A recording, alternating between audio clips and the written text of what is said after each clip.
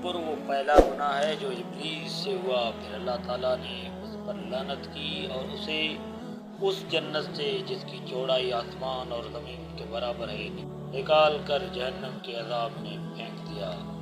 حدیث قدسی میں ہے، رب تعالیٰ فرماتا ہے کہ تکبر میری چادر ہے اور بڑائی میرا لباس ہے۔ جو شخص ان دونوں میں سے کسی ایک کے بارے میں مجھ سے جھگڑا کرے گا میں اس کے دانت توڑ دوں گا اور مجھے کسی کی پرواہ نہیں ہے۔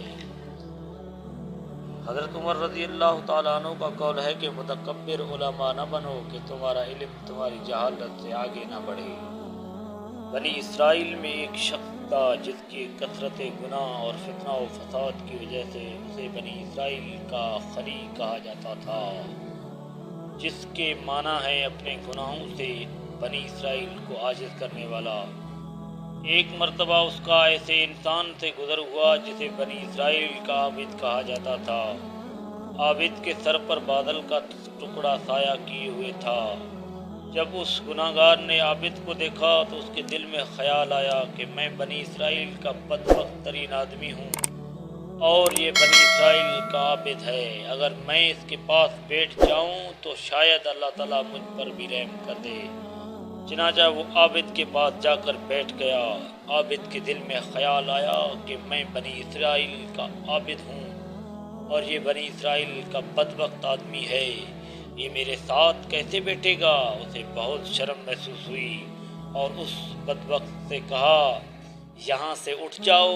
اس وقت اللہ تعالیٰ نے بنی اسرائیل کے اس زمانے کے نبی پر وحی فرمائی کہ ان دونوں کو نئے سرے سے عبادت شروع کرنے کا حکم دیجیے، کیونکہ میں نے بدبخت کو بخش دیا اور عابد کے اعمال کو برباد کر دیا۔ ایک اور روایت میں آتا ہے کہ بادل کا ٹکڑا عابد کے سر سے ہٹ کر بدبخت کے سر پر سایہ فگن ہو گیا۔ یہ بات تم پر اس حقیقت کو اچھی طرح واضح کر دے گی کہ اللہ تعالیٰ بندوں کے دلوں کو دیکھتا ہے۔ حضور صلی اللہ علیہ وسلم کی خدمت میں ایک شخص کا تذکرہ بڑے اچھے الفاظ میں کیا گیا۔ ایک مرتبہ وہی شخص نظر آیا تو صحابہ اکرام نے عرض کی، یا رسول اللہ، یہ وہی شخص ہے جس کا ہم نے آپ کے سامنے تذکرہ کیا تھا۔ حضور صلی اللہ علیہ وسلم نے فرمایا، مجھے اس کے چہرے پر شیطان کا اثر نظر آتا ہے۔ اس شخص نے آ کر سلام کیا اور حضور صلی اللہ علیہ وسلم کے سامنے بیٹھ گیا۔ آپ صلی اللہ علیہ وسلم نے اس شخص سے فرمایا کہ میں تجھے خدا کی قسم دے کر پوچھتا ہوں، تیرے نفس نے کبھی تجھ سے یہ کہا ہے کہ قوم میں مجھ سے افضل کوئی نہیں ہے؟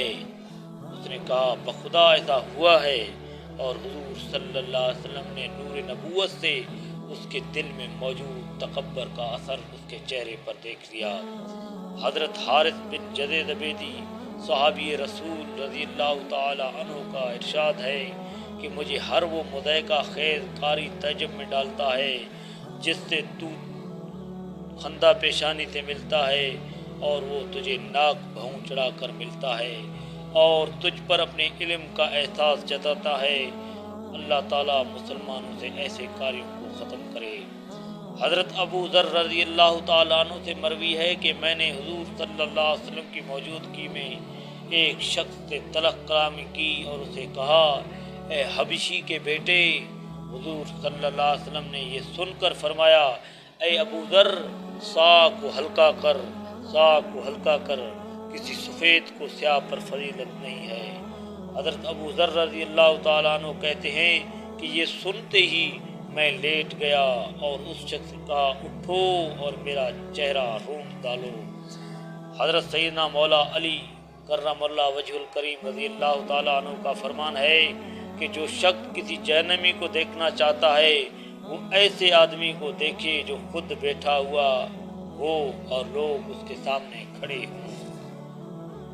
حضرت انس رضی اللہ تعالیٰ عنہ کا فرمان ہے کہ صحابہ کرام رضوان اللہ علیہم اجمعین کو کوئی شخص حضور صلی اللہ علیہ وسلم سے زیادہ محبوب نہ تھا۔